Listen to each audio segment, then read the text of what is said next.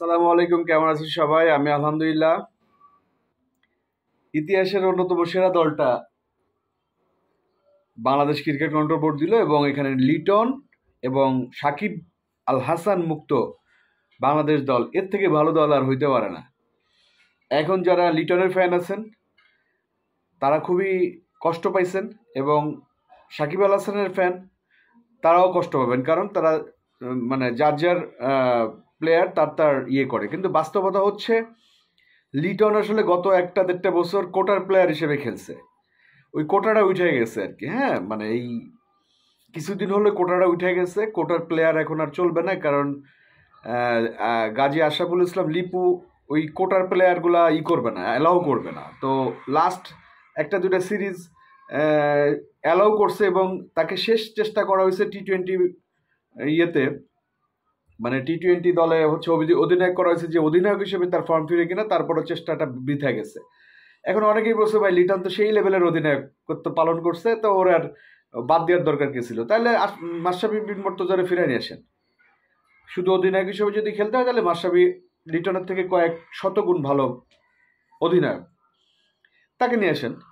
যা কোঠাটা উঠে গেছে, লিটন মুক্ত বাংলাদেশ। কারণ এখন বাংলাদেশ দলে যারা চান্স পাবে তারা খেলেই চান্স পাবে, ওইভাবে কোটা কোটা চলবে না। সাকিব আল হাসানের ব্যাপারটা ভিন্ন। সাকিব আল হাসান লাস্ট 4টা বছর আবেগ ইমোশনের বাইরে, আপনারা চিন্তা করেন, লাস্ট 4টা বছর আসলে সাকিব আল হাসান ফর্মে নাই এবং তার চোখে সমস্যা দেখা দিছে। সে ব্যাটিং ঠিকভাবে করতে পারে না, বোলিং ঠিকভাবে করতে পারে না। সে অল্প কিছু রান করে, একটা দুটো উইকেট পায়। বিশেষ করে সে আসলে বোলিংয়ের জোরে বেশ কিছুদিন বাংলাদেশ দলে টিকেছিল, এই যে 1-1.5 বছর। তো ফাইনালি হচ্ছে তার বোলিংটাও নিষিদ্ধ হয়ে গেছে এবং সে তাকে তো মানে ব্যাটিং তো আগেই চলে না, তারপরে বোলিংটা নিষিদ্ধ হয়েছে। তো সেই জন্য হচ্ছে তাকে নেওয়ার প্রয়োজন বোধ করে নেই, এটাই স্বাভাবিক।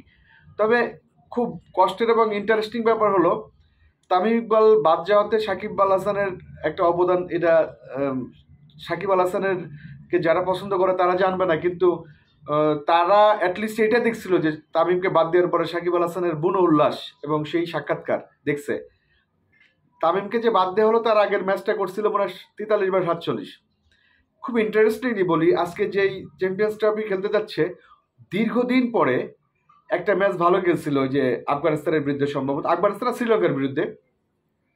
ওই ম্যাচটা শান্ত এবং সাকিব ভালো খেলার জন্য কিন্তু এই চ্যাম্পিয়ন্স ট্রফিতে চান্সটা পাইছিল এবং যান জীবন দিয়ে হচ্ছে সাকিব আল হাসান খেলছিল। এবং ওইখানে একটা টাইম আউটের ব্যাপার ছিল, অ্যাঞ্জেলা ম্যাথুসকে টাইম আউট করছিল সাকিব, কারণ সাকিবের কাছে জয়টা দরকার ছিল। যান জীবন দিয়ে জেল দরটাকে উঠাইলো, মানে চ্যাম্পিয়ন্স ট্রফিতে ওই ম্যাচটা না জিততে চ্যাম্পিয়ন্স ট্রফিতে চান্স পেতো না, সেই দলে সাকিব নেই।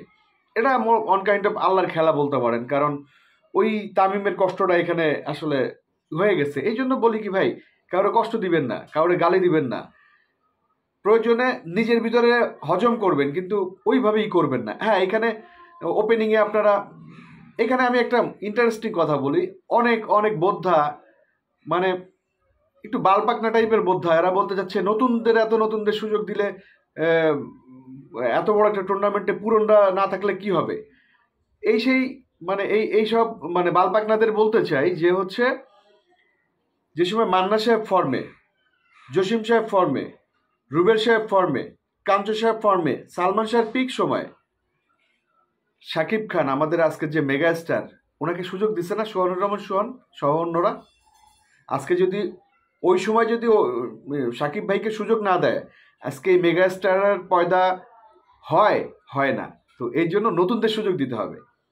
যারা লাফাইতেছেন এই লিটনে নতুন নতুন করে 10-12 বছর খেলা হয়ে গেছে, সাকিব তো অলরেডি 14-15 বছর খেলছে। তো যারা এইভাবে বলে যে পুরনোদের সুযোগ না দিয়ে নতুনদের দিল, তাদের বলি ওই সময় ওই পিক টাইমে ওই এতগুলো হিরোর ভিতরে তখন তো অনেক অপশন ছিল। সাকিব ভাইকে যদি না দিত, মানে সুযোগ না দিত, মানে ইন্ডাস্ট্রি, তাহলে আজকে মেগা স্টারের জন্ম হয় না। এই জন্য নতুনদের সুযোগ দিতে হবে। আর দলটা দুর্দান্ত হয়েছে। অনেকে বলতেছে হাসান মাহমুদ বা শরীফুলকে বাদ দিয়ে তানজিম সাকিবকে নিল কেন? দুর্দান্ত দুর্ধর্ষ প্লেয়ার তানজিম সাকিব। হ্যাঁ, ওই যে সিলেটের যে প্লেয়ার, মারাত্মক। ও যেমন বোলার তেমনি ব্যাটসম্যান। হ্যাঁ, এখানে একটা থাকতে পারে যে ওপেনিংয়ে বিজয়কে নেওয়া ভালো ছিল ইমনকে না নিয়ে। ইমন অনেক দিন থেকে দলের পাশে, তবে বিজয় দলে আসবে খুব তাড়াতাড়ি।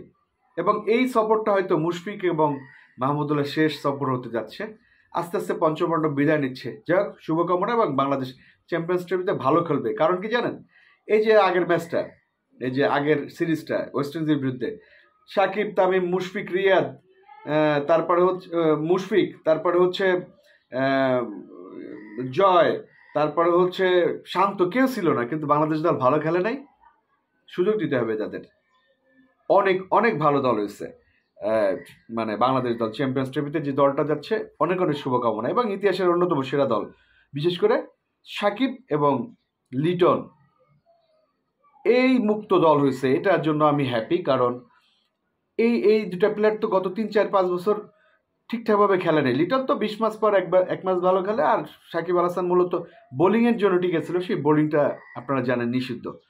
তো অপেক্ষা করতে হবে, এবং আমার মনে হয় সাকিবের ক্যারিয়ার শেষ। সাকিব যে কোনো সময় হচ্ছে বলবে যে আমি আন্তর্জাতিক ক্রিকেট থেকে অবসর নিলাম। এই বাণীটা আপনারা শুনবেন ইতিমধ্যেই, মানে যে কোনো সময় শুনবেন। ধন্যবাদ, ভালো থাকবেন। আর কোটা টোটা চলবে না বাংলাদেশে, আর খেলাই খেলাই হচ্ছে ই করতে হবে। ধন্যবাদ, আসসালামু আলাইকুম।